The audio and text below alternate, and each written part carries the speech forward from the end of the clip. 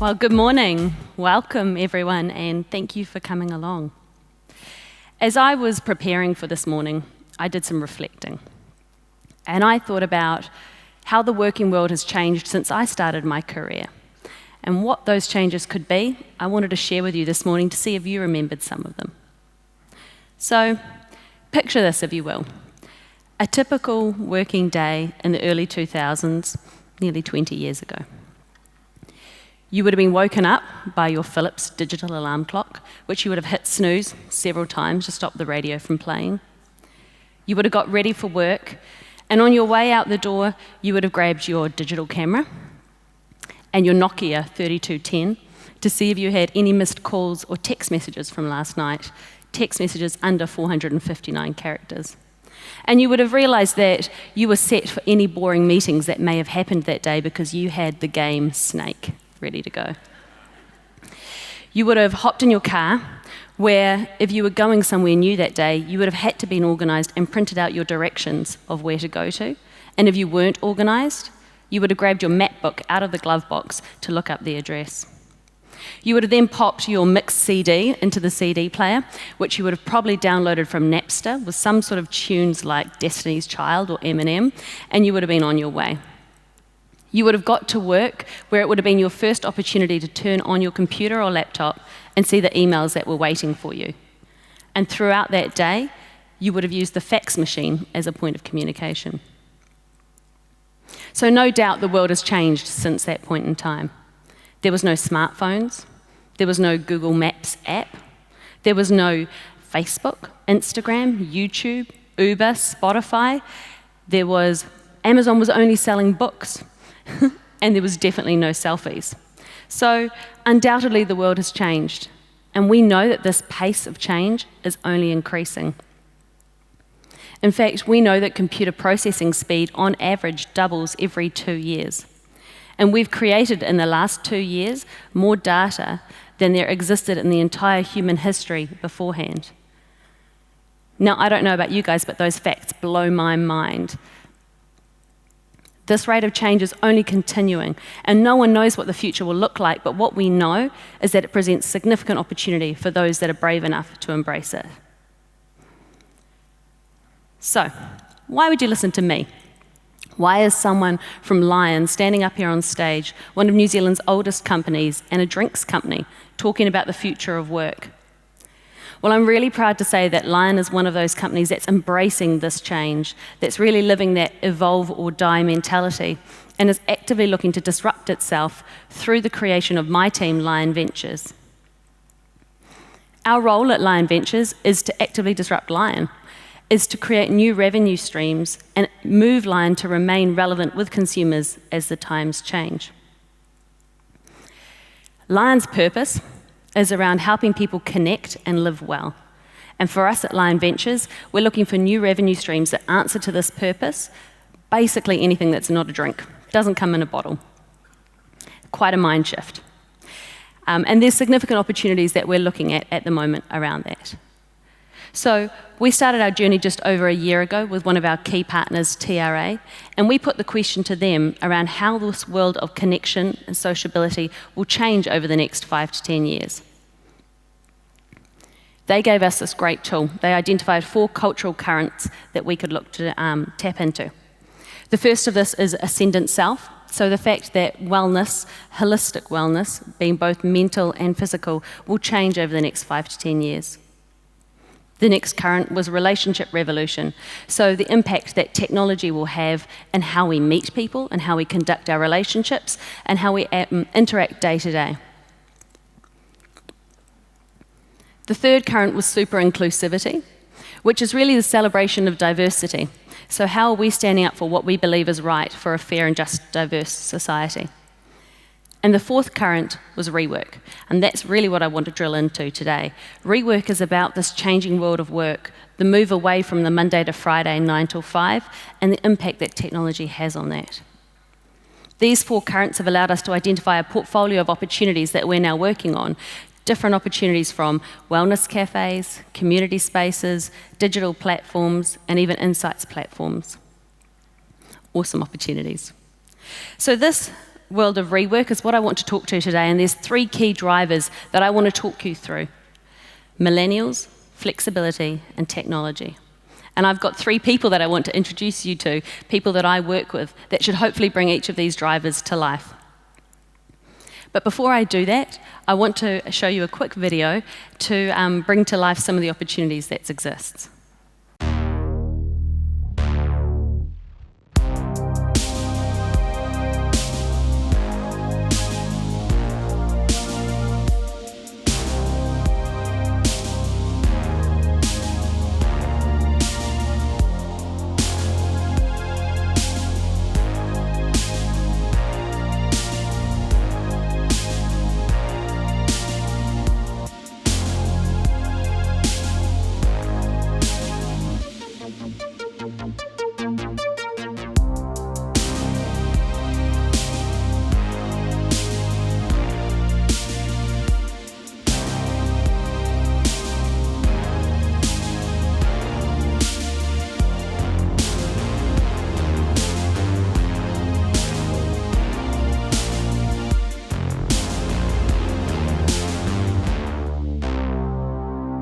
So hopefully that gives you a bit of a taste as to how significant the changes are and the opportunities that are out there.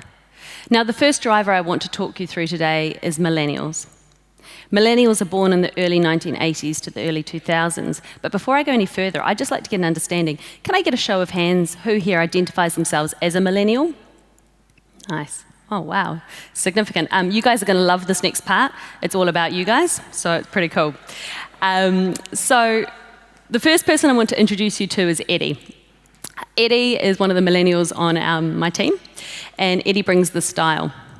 Eddie is very hardworking and passionate, and he would like to open his own business one day. Eddie has also just moved to the North Shore. So for him at the moment, flexibility to avoid the traffic and work-life balance to maximise the time at the beach is really important. So we know that millennials are significant. Globally, they make up the largest proportion of the workforce. And here in New Zealand, they make up just over 1/3 of the workforce. They are significant, and they're only going to increase. And they're looking for 3 things from employers. The first of which is flexibility. And actually, millennials are seeing flexibility as an employer's mandate. They have to be offering it. Millennials are born into a socially and a climate-challenged world, so they're looking for opportunities to balance that out. With flexibility, millennials are really moving into this conscious consumption. So for them, that is really important, that whole work-life balance. The second point that millennials are looking for is purpose. 59% of millennials would work for a company that aligns with their values and purpose, even if it paid them less. Purpose counts. They're looking for companies that, yes, have brands and companies that, yes, have style, but they also want the substance. They want that real authenticity, and they want to work for a place that is addressing this socially and climate-challenged world that I mentioned. The third point here about millennials is that they're hugely entrepreneurial. 1/3 of millennials that are out there now already have their own side hustle, whether that's for their own development, for their own revenue stream, or just for fun. And this links back to the earlier point around flexibility, is they want that flexibility to be able to grow that and encourage that side hustle too. It all taps in together. One point I want to make before I move off millennials is Gen Z. They're coming hot on the heels of millennials, and everything we're seeing about Gen Z hints to the fact that what we're seeing is only going to continue. So Gen Z were born through the GFC. They're a digital native generation, but they're just like the millennials in that they're fiercely independent and they're also hugely entrepreneurial. So things we're starting to see from millennials is only going to continue to increase. And it presents opportunity for those of us that are willing to embrace it. So the second person I want to introduce you to is Helen. And this is really bringing to life the world of flexibility, the second driver I want to talk to. Now, I know this looks like a professional photo, but actually Helen really does work with me. She sits behind me next to the window, and she looks after our coffee business. She's our strategy lead. And Helen, like a lot of us at Lion, is really big into flexibility. Helen works a variety of different hours across the week and from a variety of different locations. We know that employees that the most happiest and productive are those that have got the best work-life balance. So how can we look to start offering that? What we're seeing about flexibility at the moment is just the start. Studies have told us that people are really only productive for less than 3 hours in any one working day. Some of you all might be able to identify with days when you've only been productive for a couple of hours. Now, there are some companies out there that are already embracing this trend. And they're going, how can we offer our employees full-time pay but ask them to work 4 days a week? Perpetual Guardian in Christchurch, or even the Shake Shack in the US, they're trialling these methods. And what they're finding is that employees are more engaged, are more productive, and less stressed. But this flexibility is just the start. We know that when we talked as part of our research to people, they said that 3/4 of them would or does find that productivity is improved when they have flexibility. And there's significant commercial upside for businesses that embrace that. But how do we do that? We need to change our mindset as to what flexibility is. We need to stop thinking about work as a place we go to actually something we do. Work stopping being about your inputs, you're sitting at your desk Monday to Friday, to actually being about your outputs. So what you're producing, regardless of where you are when you're producing it or what time of day it is when you're producing it. And that's a fundamental mind shift in how we can support people to work their best way. What we need to start thinking about is, what does the flexibility of tomorrow look like? For employees, it might be actually moving away from a career that is a succession of jobs, a linear succession, to building a portfolio of jobs. So what different projects, potentially working for multiple employers at the same time with a variety of different hours. From an employer point of view, flexibility of tomorrow could look like an increase in the contingent workforce. So having more consultants, more contractors working for you. There's opportunities there in terms of managing your overheads and optimizing your on-demand workforce to be when you really need it. Another opportunity around flexibility of tomorrow for employers is the dispersed real estate model. So moving away from having one head office to having a number of satellite offices where people can work from. And then how do you provide the culture to support that disbursement? Lots of opportunities, and there is tools out there already that exist to support that. Tools like Slack or Upwork that are supporting this world of flexibility. This brings me on nicely to my third driver that I want to talk about in technology. And you can't talk about the future of work or the gig economy without talking about technology. And I want to tell you a bit about Mel. Mel is our social media manager on the venture that we're launching this week. Mel is based in Tauranga with her husband Lyndon and her staffy puppy Odom, and we work really closely with her when we're based in Auckland. Mel's a social media manager, and she's very entrepreneurial, so has started her own social media company. In fact, opportunities that wouldn't have existed a number of years ago due to technology developments. We have tools now that exist that enable us to work seamlessly with Mel around mobile devices and communication tools to really support that working relationship. 65% of kids that start school today will be walking into jobs when they finish their education that don't yet exist. And 10 years ago, there were certain roles that didn't exist. Jobs like social media manager, like Mel, app developer, Zumba instructor, Uber driver, roles that didn't exist 10 years ago that do exist now. We know that 2/3 of jobs are vulnerable to being replaced via automation. In fact, automation, robotics, AI, they're going to increase productivity, absolutely, but they produce a real risk to the jobs that are out there in terms of replacing roles, but also providing opportunities for new roles and creating new economic growth in the economy. So, how can we start to look at what's going on to move forward? Firstly, I talked about that portfolio career before. How can we keep building out our portfolio of skills to go with it? How are we getting that training there? And that second point around humanity, celebrating humanity, the things that robots can't automate, celebrating problem solving, creativity, and human connection, and how we can embrace this. Now, technology is a driver that we've tapped into for the venture that we're about to launch this week, and I'd like to share a wee video with you on that.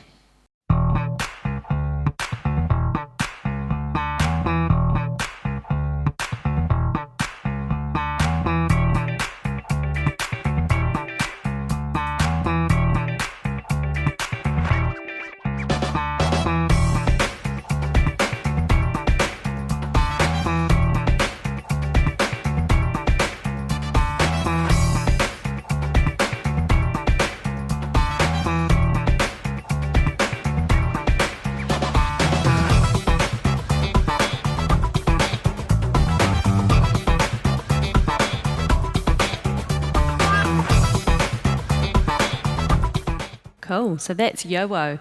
YOO is our Uber for workspaces. YOO is a digital platform that we've created that connects entrepreneurs and flexi workers with workspaces, whether they're bars, restaurants, cafes, hotels, or even co-working spaces. And what's great about YOO is we're working to create a community of these workers, because we know that when you're an entrepreneur or a flexi worker, it can be a bit isolating or a bit lonely sometimes. And this fits in really beautifully to our purpose with YOO, which is all about helping people live their best life, giving them the tools to work when they want and where they want it. And Lion's really excited about YOO as well, so much so that we're giving all Lion employees a YOO membership to help them live that flexi life. So what? What should we be thinking about as we leave here today? We know that the companies that will win in the future are those that will have the best workplace to attract the best talent. How can we attract the best talent and create the best workplace? 3 things to think about. Firstly, what's your why? What's your purpose? How are you creating an authentic culture that lives the values and really walks the talk? Like I talked about before, the millennials that will take the pay hit to work for a company that aligns with their values and purpose. Purpose counts. How do you link that all through to what you do? A great example is a company in the US called Sweetgreen, which is a fast casual restaurant chain. And this company believes so much in their culture that they hire people before they need them to make sure they get the right people. They invest in their people with coaching, mentorship, and free meals, and all adds up to their purpose, which is inspiring healthier communities, which they also then demonstrate through in-school nutrition programs. So this company, Sweetgreen, is the first restaurant unicorn ever. Purpose delivers. The second thing to think about is flexibility. The thing that people demand when they come for an interview now is flexibility. And if you're not offering it, then the person down the road is, and they're going to get the better talent. So how are you enabling your employees to work however it is that they want to or they need to get their job done? How are you creating a culture that supports that flexibility? If you have people that work remotely, how are you enabling them to come in, build relationships so that they can work remotely, and how are you providing them the tools to do that? If you've got employees that have got a side hustle, how are you embracing that? Because that can bring significant learnings and development into your business. Or even better, how can you learn from Google and 3M, who offer 15 to 20% of employees' time to work on whatever they want to do? How are you creating entrepreneurship and profit share programs so you can bring that commercial upside back into your business? There's a world of opportunity there. And the third thing to think about today is technology. By 2022, over half of us here today will either need to completely reskill or upskill in our roles. So, what are we doing on our learning journey? What's our digital learning like? How are we taking our employees on this journey? We know that Lion Ventures, we're on an agile learning journey at the moment. We're working to go fully agile, and believe me, that's a learning journey. There's also institutes that are out there now, like the Tech Futures Lab, which is really actively working to support people on that digital learning journey and keep them up to speed. In fact, teams that are the better trained are the ones that are the more adaptable, better able to adopt technology and embrace that innovation curve and actually ultimately deliver better revenue and earnings for a company. So, that's it from me today. What I'd like to finish with is just cast your mind back again to the world 20 years ago with a Nokia 3210 and the fax machine, and then think about how different that is to today. And then think about what it could be in 20 years' time and the opportunity that that presents us all and what we all could be doing today to embrace that. Thank you very much.